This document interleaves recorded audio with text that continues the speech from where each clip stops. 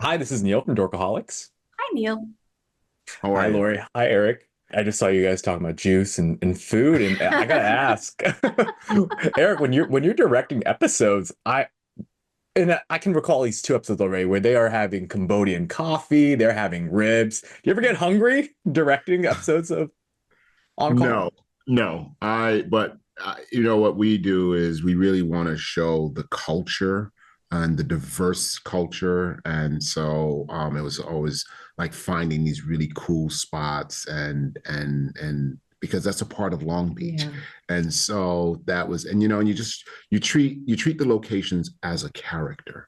Mhm. Because Long Beach is a character in it, so you have to really show the nuances. So it was fun.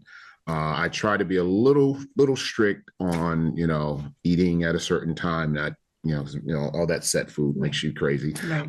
But every But once in a this while, one's a bit yeah, of a foodie. yeah, You I do. love some good food. Yeah. So anyway, we had fun with it and doing those different places.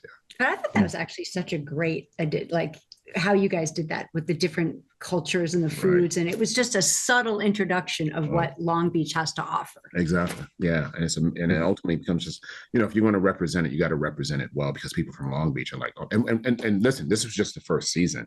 We have a long way to go, but we just kind of wanted to put that layer Yeah. and start introducing that layer and then continue to build on it. You and your rookie went off like an unguided missile and let the shooter get away, remember? I know you want to get them. We all do. But let the task force do their job. You could have put me on the task I force. need you on patrol. That was the watch commander's call. No. That was your call. Based on how you framed the situation.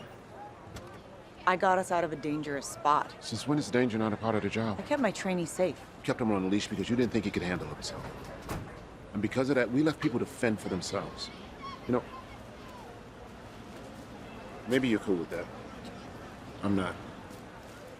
When the show starts off in episode one, it just feels like going, okay, it's Troyan and the character Diaz kind of like learning the ropes together, and your characters kind of seem as not the antagonist, but it's like, oh, okay, like they're this hard force imposing right and wrong on these two police officers. But as I started watching the series, like, oh wait, this is a lot more complicated. It's Mhm. not just about workplace politics, but it's also people's different, I don't want to say different morality, but their different take on the Experiences, job. like they're different experiences. Yeah. Yeah, absolutely. Yeah. Mhm. And because we are senior to the kids, yeah, we've been on the force longer. We do bring a different lens and a different experience. And we Mhm. know good or bad. We know the bureaucracy. We know so even it'd be interesting to see who these two characters were when they first started. Mm. And Mhm. so you see the trajectory, and I think that's what the Diaz character represents is the trajectory of one's career to come in with such idealism and such a naive point of view, and then life happens, and then the career really happens. You start seeing the nuances, and it changes you, and that's not a bad thing. And I think that's what we represent. I think we represent the change and ultimately the balance. Mhm. And that's what you do. You find the balance. So you're not all good, you're not all bad, you're not, it's not all this, it's not all that. Life happens in the grays, and that's what I think embodies the show are the grays, and that's what we try to find. That's what I like Mhm. about the show too. It's not so much procedural as, yeah, they're going on calls and there's excitement and there's high stakes, but this is so character driven. Right.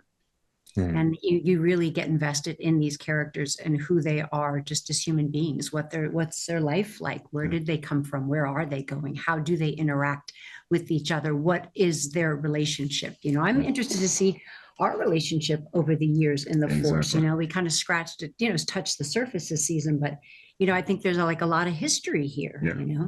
Yeah. Mhm.